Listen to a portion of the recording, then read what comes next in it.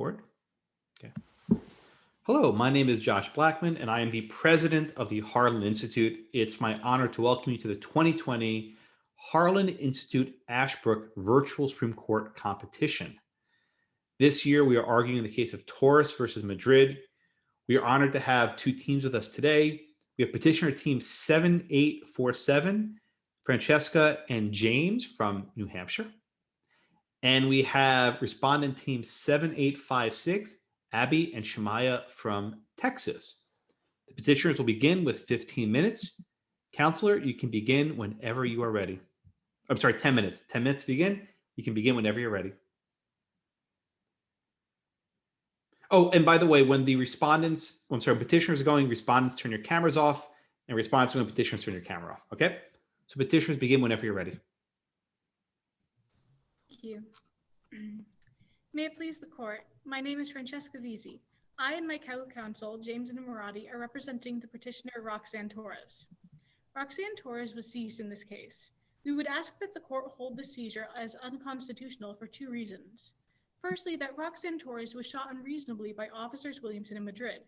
Secondly, that there was not enough evidence for the officers to seize Torres in the first place. These are the facts of the case. On July 15th, 2014, Roxanne Torres was standing in front of an apartment complex when officers Madrid and Williamson approached with a warrant to arrest Kayenta Jackson. Upon seeing the officers, Torres tried to leave by way of her car.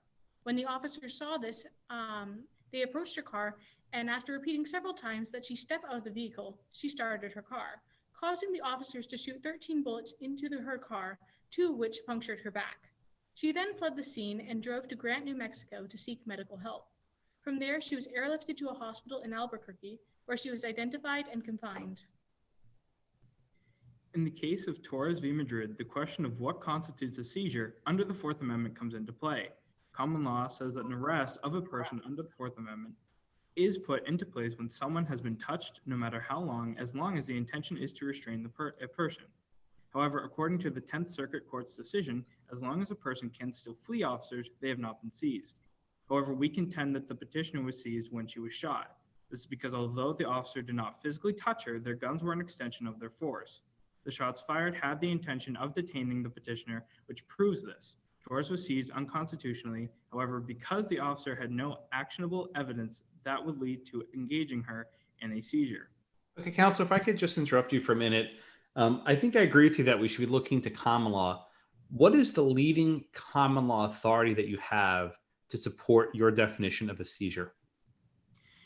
In Hodari v. California. Well, I know Hodari v. That's a 20-year-old case. Maybe let's go a little bit further back. Maybe to England in the 1800s, right? What's your leading case that you have, or leading authority that you have? Sure. In 1604, the Countess of Rutland was detained when a sergeant at arms touched her with his mace. What's a mace, counselor? Just so we know. This would be, in this case, a weapon or a stick in this. Okay, yeah. Okay, medieval stick. Go ahead. He declared her his prisoner after touching her with his mace.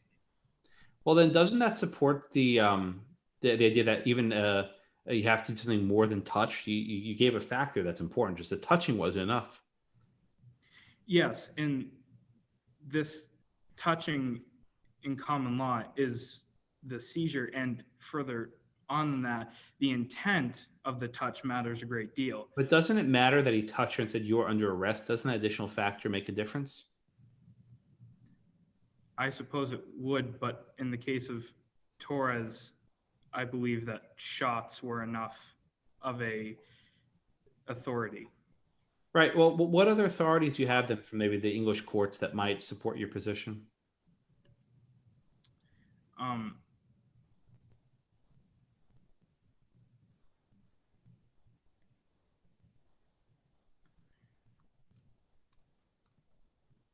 It's good, counsel. You can continue with the argument. Okay, thank you. In the case of Hodari v. California, the court holds that physical activity must be in place to constitute an arrest, either by physically grasping the person, the slightest touching which would suffice, or by the person's voluntary submission to a show of authority. In the case of Torres, common law was enacted because the shots the officers fired were an extension of their physical touch. This is because when the officers shot Torres, they had the intent to detain her. This idea can also be seen in Malenex v. Luna, when Officer Malenex requested permission to shoot Israeleja's car in order to stop him from evading arrest.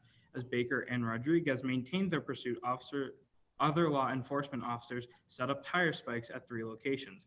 Upon learning of the other spike strip positions, however, Malenex began to consider another tactic, shooting at Leja's car in order to disable it. In the case of Torres, officers Madrid and Williamson shot at her car in order to stop her from being able to evade them. In shooting at the car, Officer Williamson and Madrid hit Torres, which constitutes a seizure, even with the lacking touch that may be considered constitutional. Our second argument is that the shooting of Roxanne Torres was unreasonable. Roxanne Torres should have not been shot, according to Tennessee v. Gardner. Seizure is enacted by an officer once they have applied physical force with the intent to detain someone. As stated by Justice White in the Assent of Tennessee v. Gardner, the constitutionality of the use of deadly force to prevent the escape of an apparently unarmed suspected felon. We conclude that such force may not be used unless it is necessary to prevent the escape and the officer has a probable cause to believe that the suspect poses a significant threat of death or serious physical injury to the officer or others. In the case of Roxanne Torres, she was seized when she was shot. Counsel. Good. Justice Dable? Yeah. Can you explain a little bit further for us the role of probable cause in this case? In this case, the officers believed that they had probable cause to seize and detain Ms. Roxanne Torres because of furtive movements they believed she was making in her car. They also had a warrant to fulfill at the apartment complex, but Roxanne Torres was not the person in the warrant they needed to detain.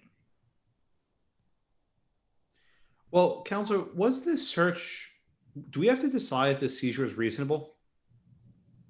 I believe we do. It has a great deal of impact on whether or not we should be having the conversation of seizure in this case. So even if there was a seizure, what if we determined the seizure was reasonable? Don't you lose? I suppose so, but seizure in this case was not reasonable. Shooting at her 13 times goes past the extent of reasonable in the case of Tennessee v. Gardner. All right. What about the role of qualified immunity? How does qualified immunity affect your position here? Do we have to decide anything about qualified immunity? I suppose we would, but again, Tennessee v. Gardner states that the officers need to prove that, in this case, Roxanne Torres was an imminent threat to the officers and others. And according to the testimony the officers gave, she was not an imminent threat to either officer's safety. Okay, if I could ask maybe a question to your co-counsel, Francesca. If I tap you on the shoulder, is that a seizure? If you are an officer and you have the intent to detain me, then yes. How are we supposed to know what the officer's intent was? At the time of the seizure, the officers were telling her repeatedly to step out of her car. When she started her vehicle, the officers shot at her car 13 times. So it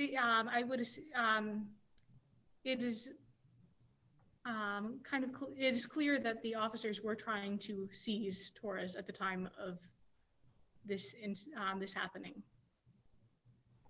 All right, you can continue with the argument. We conclude that such force may not be used unless it is necessary to prevent the escape and the officer has probable cause to believe that the suspect poses a significant threat of death or serious physical injury to the officer or others. In the case of Roxanne Torres, she was seized when she was shot by Officers Williamson and Madrid as she was trying to flee. Officer Madrid testified that the cruiser drove at her and she fired at the driver through the windshield to stop the driver from running her over. Officer Williamson testified that he shot at the driver because he feared being crushed between the cruiser and the neighboring car, as well as to stop the action of the cruiser going towards Officer Madrid. This connects to Tennessee v. Gardner because the officers claim they had probable cause to believe Torres could have posed a threat to the safety of themselves as well as the safety of the community. However, according to the officers' testimony, they were not positioned around the car in a way that would pose danger necessary for their actions to be justified as reasonable. Furthermore, the idea that officers felt as though 13 shots was reasonable is past the idea of reasonable according to Tennessee v. Gardner. Our third argument is that there was no reason for the officers to suspect that the petitioner in the first place. This is likewise seen in the case of Hodari D, as stated by Justice Scalia. In the court's view, Hodari was seized for purposes of the Fourth Amendment when he was chased, and the seizure was unreasonable because the officer did not have reasonable suspicion of criminal conduct that would justify a stop. Likewise, at the time when the officers approached Torres's car, they did not know of her outstanding warrant and could not clearly tell that she was in fact on meth without testing her. This idea can also be seen in Brennan v. California. Brennan was arrested by the police after being identified, but this is not analogous to this case. While the officers did approach the petitioner's car, they did not identify her as the person whom they held the warrant for or know of her outstanding warrant. When the petitioner entered her car, the police did not know whether or not she was connected to the person they were going to arrest. At the time of her seizure, there was no real evidence for the officers to suspect Roxanne Torres. Our fourth argument is that Roxanne Torres was Counsel, you're out of time. Maybe one more sentence to wrap up. Our fourth argument was that Roxanne Torres was unreasonably seized due to the lack of evidence officers Madrid and Williamson had against her. Okay, really good. Thank you so much. If the respondents can please come back on camera. And then you now have 15 minutes. Begin whenever you're ready. All right.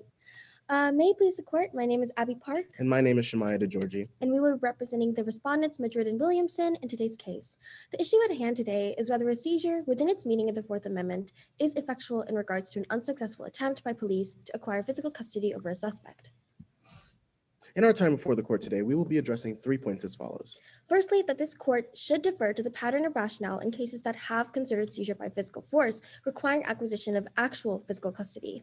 Secondly, that the 10th Circuit correctly concluded that mere touch cannot constitute a seizure, and thus the absence of a legitimate seizure negates petitioner's excessive force claim. And thirdly, in contrast to what petitioner claimed, that the holding of Hodari D does support our position, and that its mere touch dicta should not control.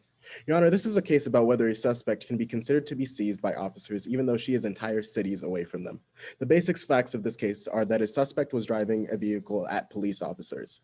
The officers shot her, but the suspect continued to flee and made it over 75 miles away from the officers before she was arrested.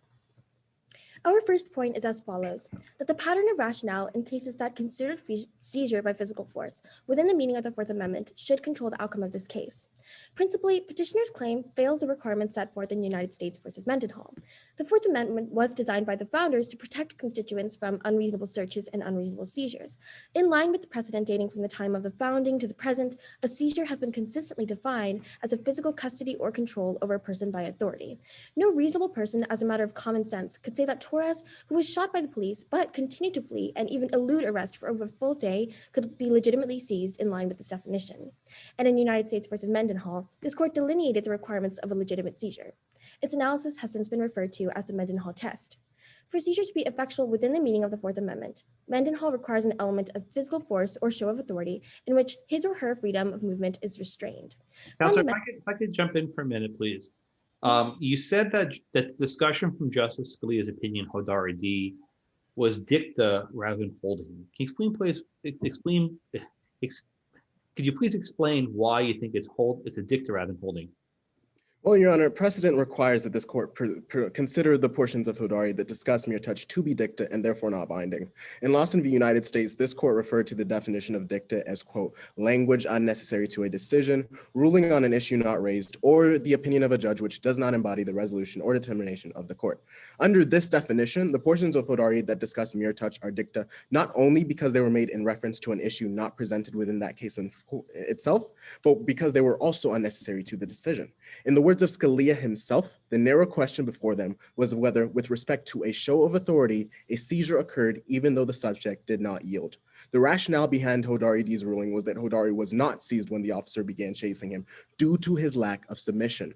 Therefore, the statements regarding mere touch were not necessary to that decision and thus are not binding in this court. Maybe Scalia's statements are not binding, but certainly we can find persuasive the statements of Justice Scalia. He was a pretty well-respected justice. Can't we say he was right and follow him as a matter of, not precedent, but just because it's persuasive? Oh, Your Honor, you're absolutely right that it is in fact persuasive. However, if we do a legal analysis of the history of the Fourth Amendment, it becomes clear that it was never meant to apply to the common law of arrests. It was never meant to apply to the common law of arrests, Your Honor. Well, say we agree with you that the language you don't like in Hudarity is dicta. We're still left with some gaps to fill in our jurisprudence. You talked a lot about the Mendenhall test. Is that what we should use instead of Hudarity? Is there a different, case or set of cases that would provide a substitute test? How should we be evaluating cases in the future if we agree with you? Well, in fact, according to stare decisis, we should be giving deference to cases such as Brower versus County of Inyo, as well as the United States versus Mendenhall, so Brower and its progeny, because these cases specifically considered seizure by physical force, and whereas Hodari kind of only talked about this, and that's why we call it dicta, because they only talked about this in the aspect of like a hypothetical situation. Brower in United States versus Mendenhall, those cases were focused on seizure by physical force. And so in that line of thought, Brower versus County of Inyo reaffirmed Mendenhall in requiring acquisition of physical control or custody over a suspect through means intentionally applied. And so is it Mendenhall you want us to look to instead of Hodari? Is it Brower and Mendenhall, or is it Brower? What is it? Well, fundamentally, stare decisis requires this court to give deference to Brower and its progeny rather than to the physical force dicta in Hodari D.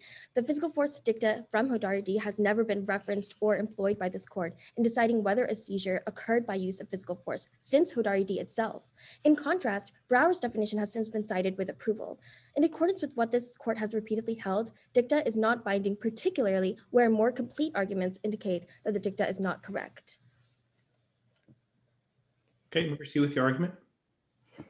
Furthermore, Your Honor, the legal history of the Fourth Amendment, as I was saying, makes it clear that it was never meant to encompass the common law of arrest. Your Honor, the Fourth Amendment was made in direct response to complaints from prominent figures like Patrick Henry, who opposed the ratification of the Constitution because it didn't outlaw writs of assistance. In order to get their support, Madison promised to add an amendment to the Bill of Rights that prevented writs from being used in the colonies again.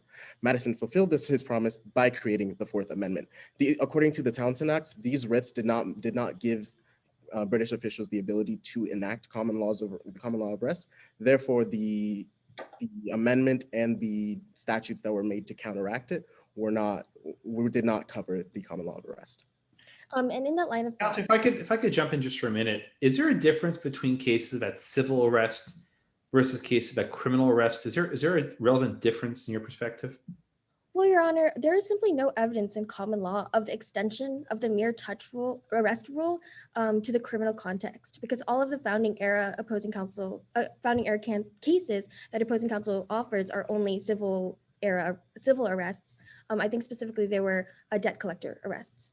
And so when we're looking to the common law, especially, we can look to an English case called Jenner versus Sparks, for example, that made the distinction between a bailiff arresting a suspect by the touch, which would only then allow the bailiff to actually seize the debtor inside the house. And additionally, Johnson's Dictionary of the English Language, one of the most authoritative dictionaries at the time of the founding, defines the verb seize as to take possession of, a definition which is most similar to the definition set forth by Brower and Mendenhall. Well, couldn't I fully restrain somebody's physical movement without arresting them though? Like, couldn't a sniper say shoot somebody from a mile away, kill them, and completely cut off all of their freedom without having physically touched them or taken them into custody? Why can't a bullet here, in the case of Madrid and Torres, be a substitute for a touch? This is because, Your Honor, the pattern of rationale in cases involving seizure by physical force have defined a seizure as to requiring physical control, custody, or possession over the suspect through means intentionally applied, such that the suspect would not reasonably feel free to leave. And so when we're looking at what Brower said, I believe it says, quote, there has to be a governmental termination of an individual's freedom of movement. So in the case, in the hypothetical situation that you offered, Your Honor, the sniper, if the sniper shot a suspect and that suspect couldn't move anymore after they were shot, then that would constitute a seizure because it would be a governmental termination of an individual's freedom of movement. However, in this case, the bullets that hit Torres in today's case did not restrain her in any way, as she was able to evade police custody and continue to elude arrest even later Well, on. maybe she evaded them, but they certainly, you'd agree they had some impact on her, right? Yes, Your Honor. However, the importance of this definition is that it doesn't give way to possibly the kinds of absurd consequences that a mere touch rule requires. In respect to this, With respect to this, Your Honor, the definition of expanding the definition of seizures to include mere touch, as petitioner wants us to do, would result in absurd consequences. For instance, if the contact of a bullet in a person's body alone constitutes a seizure, this raises questions about whether the bullets, if remaining in the body, would prolong the seizures for days until the bullets were removed, regardless of location. In practice, what the mere touch rule also does is prevent officers from effectively doing their jobs. This is because nearly every action they do would constitute a seizure. For instance, if an officer sees a child about to get hit by a car and picks him up to move him out of oncoming traffic, under petitioner's rationale, that would be an unreasonable seizure because he has touched the child without evidence of wrongdoing. Petitioner's rationale contains an absurdly low bar for what constitutes a seizure, and as a result, police officers would have a considerable obstacle in effectively carrying out their jobs in regards to public safety. and going back to If I can just jump in for a minute, let me give you a hypothetical, right? So let's say instead of shooting the plaintiff here, they did something different, right? Let's say they found she was going down a country road at 75 miles an hour. They called a police officer who was sort of down the road, and they built a barrier. They put a huge concrete barrier in the middle of the road, and it was nighttime. And she could not avoid it. She slammed right into the barrier, right? Now, they didn't touch her. They just put up a wall in the middle of the highway, right? She's the only one there at night. Is that a seizure? Well, Your Honor, this is most similar to Brower, in which there was a police roadblock that physically stopped the moving car. And in that case, it did constitute a seizure because the petitioner's decedent in Brower had been allegedly intentionally blinded by headlights so that a crash was to be unavoidable with that police roadblock. And consequently, the driver was killed by the impact of the crash. And so it. But in my hypo, she doesn't die, right? In my hypo, I change it. She slams her car into the wall. Then she gets out, starts running on foot. Oh, she goes out and runs on foot. She managed to escape. Wonder Woman, right? She survives, right? Yeah. Is that a seizure? So I think in that case, that situation would be a little bit different because in that case, when we're examining the restriction of freedom of movement, her car would have been stopped by the roadblock. So in that case, I think I would ask the courts to examine how long she had been stopped. However, if she was never in physical control or custody by the police when she was stopped, when she had hit the roadblock, then I don't think that would have constituted a seizure. Look, I have some difficulty with the rule because it rewards superhuman strength, right? If I'm able to get shot at 13 times and get up, then I can't sue the government. But if I'm like a normal person, I get shot once, I'm down for the count, I can't sue the government. Or if my car slams into a wall and I can't get out, I can sue the government. But if I manage to get out and start running, I can't sue the government. I mean, doesn't your test reward superhuman strength? Isn't that the sort of test you're favoring? Or actually, punish superhuman strength? Because if you're superhuman, you don't go down, you can't sue the government. Well, Your Honor, I believe that that's kind of in the area of reasonability. And the threshold of seizure has to be passed before reasonability can be considered, because reasonability is not a certified issue before this court. However, in terms of how much force can be used to actually acquire physical custody, that is actually why this definition is so important, because a mere touch rule could have much more absurd consequences for superhuman strength, Your Honor.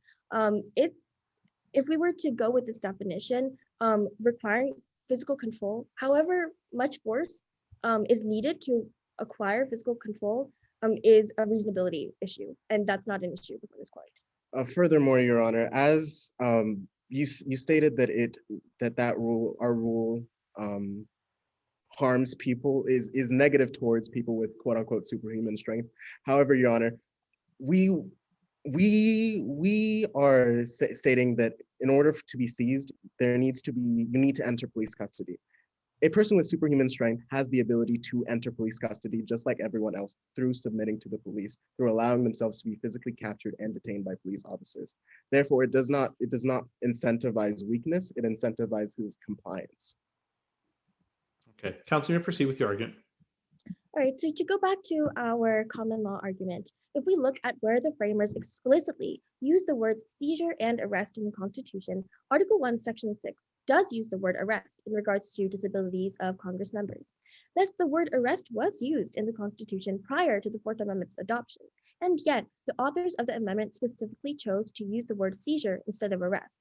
Petitioner, however— Councilor, do you think seizure and arrest have the exact same meaning? No, Your Honor. We're actually going against that argument because we believe that arrest and seizures were not synonymous during this time, and the framers intended for them not to be. So there can be seizure without an arrest, is your argument. Oh, could you repeat that? Sorry. So your argument is there can be a seizure without an arrest. Yes, Your Honor. Well, there's just an important distinction. Because, Your Honor, the Fourth Amendment was, as my co-counsel stated, made in direct response to writs of assistance. And in order to gain their support, Madison had added this amendment, but writs of assistance were not directly dealing with common law arrest at all. And so any cases that were used to, in regards to common law arrest, do not apply to this case because the Fourth Amendment was not made in relation to common law arrest. And in the Massachusetts Declaration of Rights of 1780, John Adams made the distinction between a seizure of arrests and an arrest of persons, stating a seizure of persons and an arrest of persons, sorry, Your Honor, stating that warrants that dealt with seizures of persons, as well as warrants that dealt with arrests of persons, both ought to not to be issued unless the person was specified. This firmly establishes that there was a— You're out of time, so just maybe wrap up another sentence. Sorry. Apologies, Your Honor. Your Honor, it is for these reasons that we ask this court to reaffirm the 10th Circuit's decision and rule that Torres was not seized by the bullets that struck her. Thank you, Your Honor. Thank you so much. We'll have now 5 minutes of rebuttal time for the petitioners. Whenever you're ready, you can begin. Your Honor, if I may, I would like to respond to the claim of the respondents that Hodari D v. California is not able to dictate this case. In the case of Hodari D, the definition of common law that is used was deemed by the Supreme Court the correct definition of common law, and therefore should have a dictating rule over this case. We would also like to respond to the respondent's claim about reasonability. After 13 bullets being shot and 2 penetrating ones back, along with being told multiple times to stop, a reasonable person would realize that they had been apprehended. While one might realize that they have been apprehended, that does not mean that they will follow through as if they were. To add to this, at the time of these events, Torres was intoxicated and thus was not in a reasonable state of mind. Torres was also trying to escape because she felt like she would not be able to leave after realizing she had indeed been apprehended. The respondent also mentioned about how mere touching would cause any person that was touched by an officer, even if the officer was saving their life, to be seized. Intent is also a large factor to seizure. Officers Williams and Madrid had the intent to detain Torres, so the bullets they shot at her were indeed causing a seizure. A final thing that we would like to say in response to the respondent's argument is about the claims they stated in their point about Broward versus County of Inyo. They use a quote stated by Justice Scalia that a roadblock is not just a significant show of authority to induce a voluntary stop, but is designed to produce a stop by physical impact if voluntary compliance does not occur. 13 bullets. Counselor, if I can interrupt you briefly, how do you respond to the hypothetical like touching someone on the shoulder? Why would that not be a search? I mean, what under your test? That would not be a search because intent would matter a great deal. If an officer bumps into a person on the street, if they didn't have the intention of seizing that person, then that person wouldn't have been seized. How do we know the intent? I mean, your friend gave the example of picking up a kid on the middle of the street who's about to get hit by a car. Wouldn't that be a seizure? He didn't have probable cause to pick up the child. I believe that saving a child. Francesca can answer. Go ahead, please. Well, the intent that the officer had was not to seize the person. The intent the officer had in this hypothetical situation was to save the child. The intent of the officers in this case was to seize Torres and like physically detain her and restrict her movement so that she could not get away. So in the other case that you, in your hypothetical case, the officers were trying to save a person's life. That's a much different intent than what we are discussing in our case. Okay. Justice Herbert or Dapple, any questions? Okay, you can proceed. Justice Herbert, go ahead, please. No, just nothing for me. That's what I Okay. was gonna say. You can proceed with your argument. 13 bullets being fired into a car, 2 of which penetrate a person's body, is a significant show of force and is designed to produce a stop. The respondents argued that bullets fired at the petitioner did not restrain her in any way, but at the time of the shooting, Torres was also intoxicated, so she likely was not as restricted by the bullets as a sober person would have been. Okay. There's no further questions. Anything else, counselors? Okay. Well, I'll stop the clock. Thank you all very much. The other team can come back on camera. And your coach can come on camera as well, if you like. Let me be the first to congratulate you. You did a wonderful job. It's really remarkable how strong your arguments are. Our questions were not easy. We were deliberately trying to throw you off your game at every single point. We want to try to knock you off because once you give a little bit of an inch, we'll take a mile. And I think you each held your ground, which is very admirable. It's very respectable. We're asking about cases. We're asking about different authorities. We're asking different rules. We're asking policy questions of how you would handle different hypotheticals that are different. And the purpose of those hypotheticals is to test the strength of your argument. And if your hypo can't, if you can't handle hypo, then your argument isn't that good. So you always have to be very agile and be willing to be flexible. You had good tone. I think you had good presence. I know James and Francesca, you are virtual, so you're not next to each other, but I think you did a good job handing things off. That was spectacular. I could not, excuse me, this is my 6th match test. My voice is going a little bit. I could not have done this when I was your age, but I'm very proud of all of you. Jen and Curtis, any comments?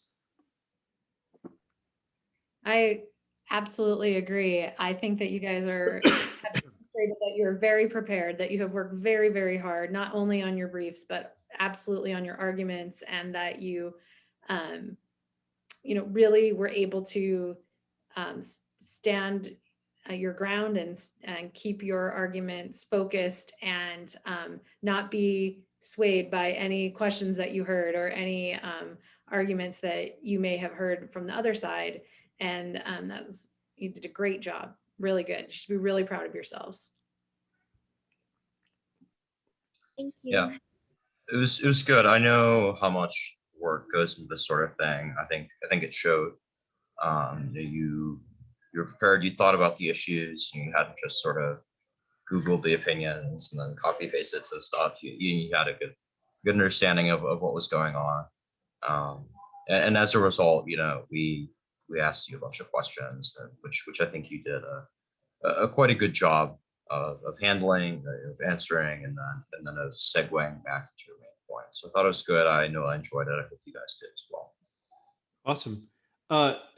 Also, kudos to your coaches, both in Texas and New Hampshire. Your coaches do a wonderful job preparing you. So please make sure your teachers get the recognition. Is he here? Yeah, he is, but he doesn't want to come on camera. Come on camera. Oh, come closer. I can't see you. He's in a tie-dye shirt. I see. Well, I'm not going to dock you for lack of professional attire. That would be very mean of me. That's on the rubric, but you're not going to. Oh, no. Your students are dressed properly. You're not. What kind of influence you sending to your students? Tie-dye T-shirt? Come on. I'm joking. And Josiah, thank you so much. You guys did a wonderful job, and I'm so glad you're able to participate this year. Thank you. All right. I always ask, are there any questions you want to ask us? Things on your mind, things that you want to ask about being a lawyer, or things that you want to ask about the competition, or anything that you want to know?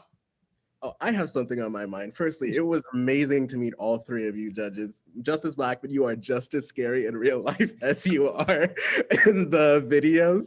Also, Curtis, yeah, it was amazing to meet. I can't tell you how many times I watched your final He's a debate. fan. I am a stan. You Really? couldn't see, but I was low-key fangirling while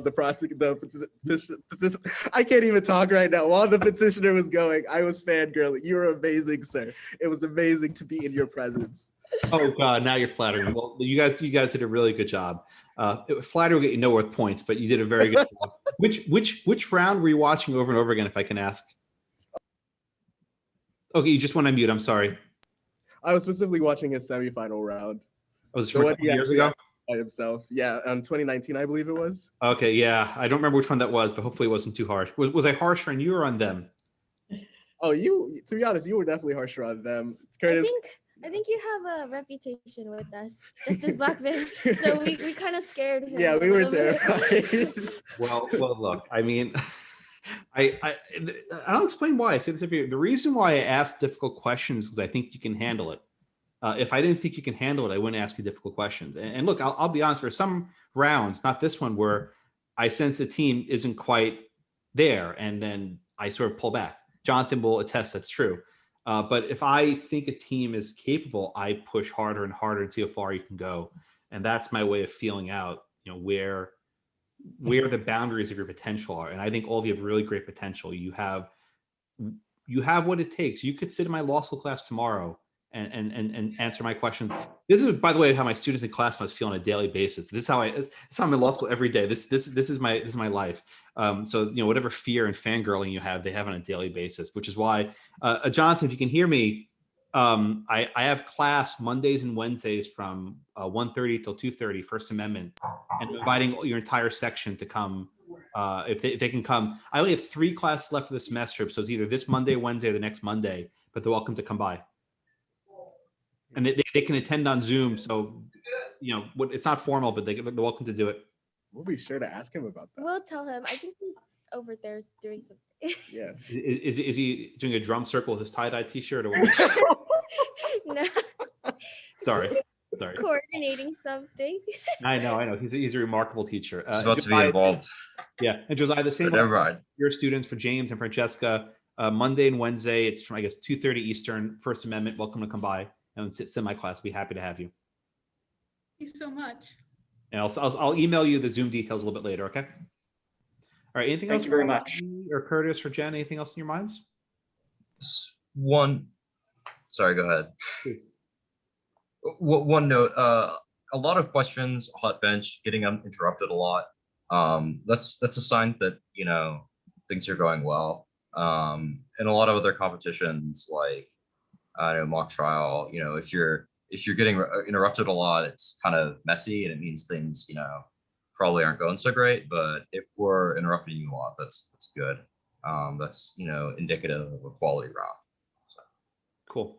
All right, and I'll be sending out the results Monday. I don't quite know what time, but you'll have the results on Monday, or at least by Monday, maybe earlier. But we have a full round tomorrow. We have 6 more matches tomorrow, so we got a lot ahead of us. But thank you all so much. You guys did wonderful, and hope to. Now I'll put my email for your fangirls. My God, you're funny. I like it. That's my email. You're welcome to email me anytime if you have any questions, but always happy to help. I've had students who did this years ago, have now gone to college, now looking at law school. So it's you'll be there before you know it. I'll be seeing you in law school any day now. All right. I suspect that Shemaiah may or may not choose to come to your law school based Well, on look, if you're ever in Houston, I mean, what Shemaiah, what year are you? Are you a junior, sophomore? I'm a junior. All right. Well, next year, if you're ever in Houston during the week, you're invited to come to my class. For New Hampshire's a little bit further than Dallas, so I'm sorry, but these guys are in Dallas, so they're a little bit closer. If you're ever in Houston, email me. We come to my class, sit in, maybe during a spring break or something. Okay. That would be incredible. Thank I you would so like to much. join in. Of course. Okay. All of you guys are eligible whenever you want. Yeah, all of you can. You want to drive from New Hampshire? You're welcome to come visit. Thank Yeah, but no, you. but I mean that really. If you're ever in Houston, call me, and then we'll set up a time you come to my class when we're actually in person next year, God willing. Okay. Thank you. All right, everyone, take care. If the judges can stay on and the students and the coaches can sign off, we'll just go through the grading process, and then I think I'm done for the day. It's almost 4. It's late. Thank you so Thank you. much. Take care, everyone. Bye-bye. Thank you. All right. Okay, I think we're clean. All right, that was lovely. That was fun. Can I pause the recording or? Oh,